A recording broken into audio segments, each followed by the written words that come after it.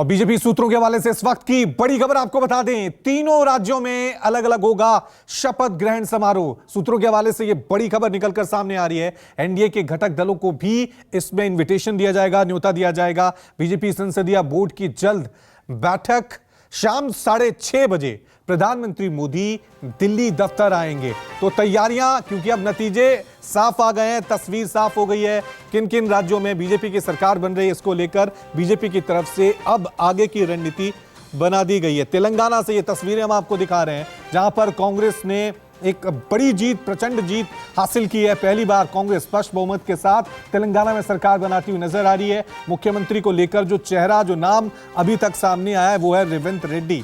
थोड़ी देर पहले press conference करते हुए भी नजर आए, जनता का, कार्यकर्ताओं का धन्यवाद दिया। और उसके बाद अभी आप तस्वीरें जो साफ तौर से देख रहे हैं, वहां पर रोड शो के जरिए कांग्रेस वहां पे जश्न मनाती हुई नजर आ रही है। तो आज 4 राज्यों के नतीजे सामने आए हैं। एक राज्य है जहां पर कांग्रेस की कह सकते हैं साख जो बची है, और वो है तेलंगाना।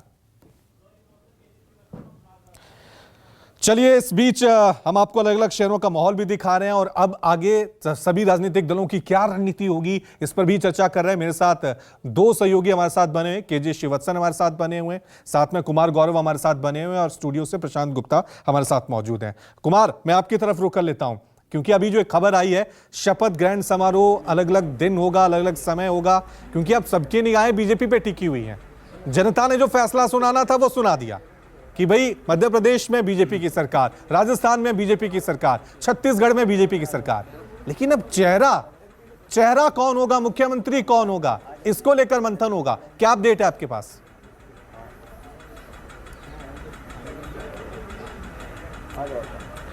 देखिए, जाहिर सी बात है, तीनों राज्यों में एक तरह से एक अनएक्सपेक्टेड राज्य छत्तीसगढ़ था, जहां बीजेपी को भी नहीं लग रहा था कि वो इस तरह के आंकड़े पे पहुंचेगी और 54 सीट उसे मिलेगी। उसे था कि वो दूसरे नंबर की पार्टी, यानी इस बार भी विपक्ष की ही पार्टी बनकर रह जाएगी, और राज्य यूनिट में उतना स्पार्क भी देखने को नहीं मिला था। लेकिन जाहिर तौर पे प्रधानमंत्री नरेंद्र मोदी ने तमाम इन सभी राज्यों में चुनाव प्रचार किया, और जहां भी जो वादा किया गया वो मोदी की गारंटी के नाम से वादा किया। स्टेट लीडरशिप के नाम पे वादा नहीं किया गया, मोदी की गारंटी नाम से तमाम संकल्प पत्र लाया गया। तो जाहिर सी बात है, एक मैसेज ये है कि प्रधानमंत्री मोदी के चेहरे पे ये तमाम जीत मिली है, और इसके बाद अब वक्त आता है मुख्यमंत्री चुनने का। चूंकि किसी भी राज्य में बीजेपी ने मुख्यमंत्री का नाम ऐलान नहीं किया था, किसी के चेहरे का ऐलान करके चुनाव बीजेपी नहीं लड़ी थी। ऐसे में अब आज की ही बात बताऊं, थोड़ी देर के बाद लगभग 6:30 बजे के आसपास प्रधानमंत्री बीजेपी मुख्यालय पहुंचेंगे। चूंकि ये जो अभी वर्तमान बीजेपी कार्यालय है, मुख्य कार्यालय,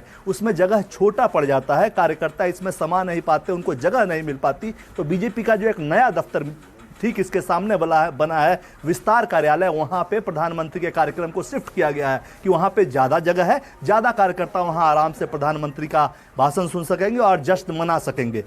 आने वाले आज भी रात को जब प्रधानमंत्री आएंगे और कार्यक्रम उनका संबोधन होगा, और जाहिर तौर पे जो आरोप उन पे लगातार लगाए जा रहे थे चुनाव के बाद, यहां से भी वो कुछ ना कुछ मैसेज देने का प्रयास करेंगे विपक्ष को। उसके बाद भी एक पार्लियामेंट्री बोर्ड की बैठक होगी, और धीरे धीरे बातें सामने आएगी कि पर्यवेक्षक नियुक्त किए जाएंगे और जाएंगे। लेकिन अभी जो खबर है कि तीनों राज्यों में बीजेपी को ग्रैंड तरीके से इस सक्सेस को, चूंकि लोकसभा चुनाव के पहले का ये आखिरी चुनाव है और 3 राज्य में बड़ी सफलता है, तो ग्रैंड तरीके से सेलिब्रेट करेगी, और बड़े कार्यक्रम के तौर पर शपथ ग्रहण का जो कार्यक्रम होगा वो बड़ा होगा, और तीनों दिन अलग अलग दिन इस कार्यक्रम को रखा जाएगा।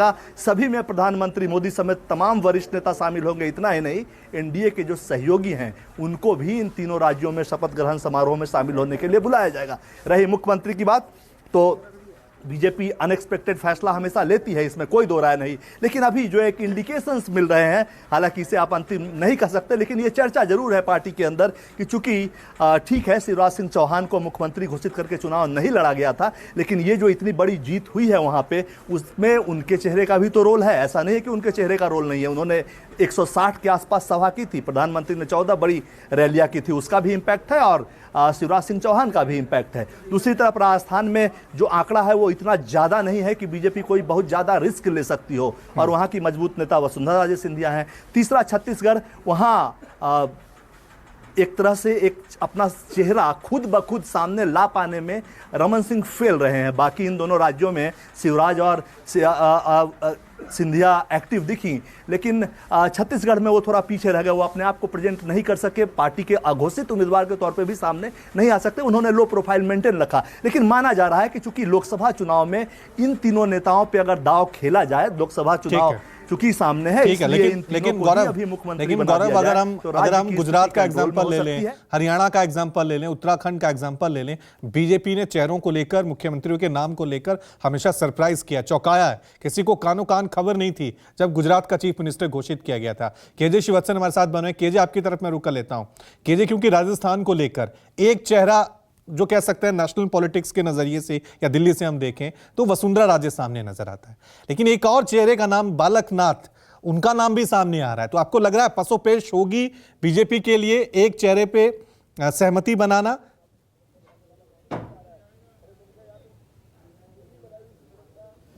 रवि, देखिए, आपके इस सवाल का जवाब देने से पहले मैं आपको एक बड़ी खबर बता रहा हूं। मुख्यमंत्री अशोक गहलोत का अभी एक ट्वीट आया है। हार पर प्रतिक्रिया दी है उन्होंने। अपने ट्वीट में उन्होंने लिखा है कि यह हम सबके लिए एक अप्रत्याशित परिणाम है। यह हार दिखाती है कि हम अपनी योजनाओं और कानूनों के साथ नवाचारों को जनता तक सही तरीके से पहुंचाने में कामयाब नहीं हो पाए हैं। यानी वे खुद मानते हैं कि उनकी योजनाएं सही तरीके से जनता के बीच में नहीं पहुंची। इसी का ये चुनाव परिणाम का नतीजा है। साथ ही उन्होंने यह भी कहा है अपनी ट्वीट में कि नई सरकार को शुभकामनाएं देता हूं। उनको मेरी सलाह है, हम काम करने के बावजूद कामयाब नहीं हुए, इसका मतलब ये नहीं है कि सरकार में आने के बाद काम ही ना करें जो नई पार्टी आ रही है, यानी कि बीजेपी के लिए उन्होंने ये बात कही है। ओपीएस, चिरंजीवी जैसी तमाम योजनाएं और विकास की रफ्तार जो कांग्रेस पार्टी ने 5 सालों में राजस्थान दी, उसे नई सरकार आगे बढ़ाए। तो ये मुख्यमंत्री अशोक गहलोत का अभी बड़ा ट्वीट आया हार पर प्रतिक्रिया पर। अब आता हूं आपके सवाल पर। आपने मुख्यमंत्री चेहरे के बारे में पूछा है, तो वैसे भी कांग्रेस लगातार आरोप लगाती रही है चुनाव प्रचार के दौरान, उससे पहले भी, कि राजस्थान में करीब 6 से 7 ऐसे नाम है जो चुनाव के मुख्यमंत्री पद के दावेदार हैं। इसमें बात सतीश पूनिया की जाए जो प्रतिपक्ष के उप नेता हैं, और प्रतिपक्ष के नेता राजेंद्र राठौड़ की बात की जाए, ये दोनों रेस में आगे थे, लेकिन ये दोनों ही चुनाव हार गए हैं। तो अब इन दोनों का मैच में तो कोई बनेगा नहीं, इतना तो तय हो गया। तिजारा से बाबा बालकनाथ चुनाव जीते, फायर ब्रांड नेता है हिंदुत्व के, योगी आदित्यनाथ के काफी करीबी है, और योगी समाज के वे उनका एक धर्म गुरु भी हैं। तो अलवर के सांसद भी है उनके पास, तो ऐसे में राजनीति में उनके पास अनुभव है। हो सकता है पार्टी उन पर दाव खेले। दिया कुमारी महिला सशक्त चेहरा है, उनकी भूमिका को नजरअंदाज भी नहीं किया जा सकता।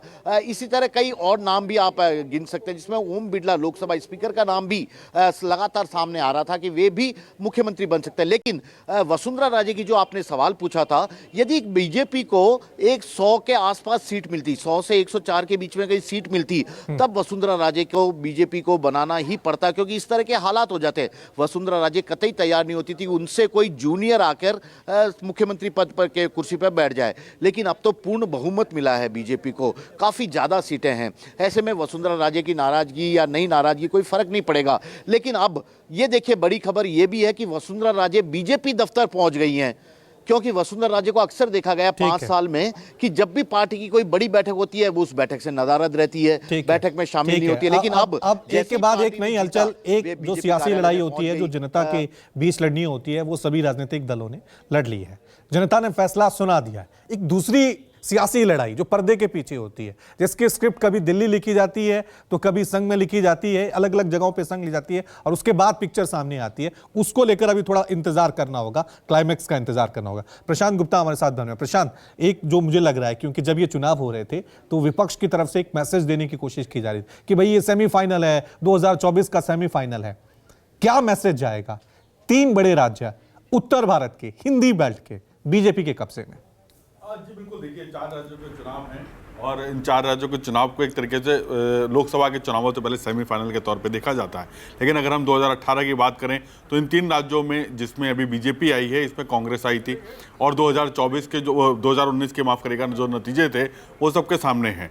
लेकिन ये बात सही है कि इससे इन तीनों जीतों से बीजेपी का मोराल जो है वो बहुत बूस्टअप होगा। कार्यकर्ता काफी चार्ज हो जाएंगे, क्योंकि राजस्थान में, छत्तीसगढ़ में टक्कर दिख रही थी, मध्य प्रदेश के अंदर दिख रहा था कि सीधे तौर पे कांग्रेस आ रही है, छत्तीसगढ़ में ये सभी लोग अनुमान लगा रहे थे कि कांग्रेस रिपीट करेगी, लेकिन ऐसा नहीं हुआ। और जिस तरह से मध्य प्रदेश में मैसिव जीत हुई है बीजेपी की, उसने काफी मनोबल बढ़ेगा। हालांकि अगर हम बात करें तो 2019 में बीजेपी ने यहाँ पे दोनों स्टेट में अच्छा खासा बहुमत, राजस्थान में 25-25, मध्य प्रदेश में सिर्फ एक सीट हारी थी, छत्तीसगढ़ में 11 में से 9 सीटों पर बीजेपी ने जीत हासिल की थी।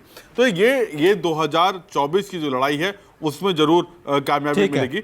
अब आप अगर आप सवाल कर रहे थे श्रीवत्सन से कि क्या वसुंधरा की जगह कोई और दूसरा चेहरा हो सकता है, तो मुझे लगता है कि ये आसान नहीं होगा। 2024 में के पास बहुत ज़्यादा समय नहीं है, 3-4 महीने का समय बचा है, और अगर वसुंधरा को नाराजगी होती है ऐसे में, वही मैं कह रहा हूं, पेज जो है बीजेपी के लिए राजस्थान ही है। हाँ, राजस्थान है, और मध्य प्रदेश में वहां आला कमान की तरफ से दिल्ली में क्या स्क्रिप्ट लिखी जाती है और क्या तस्वीर बाद में नजर आएगी, ये देखने वाली बात होगी। एक छोटा सा ब्रेक हम ले रहे हैं, फौरन हाजिर होंगे, देखते रहिए News 24।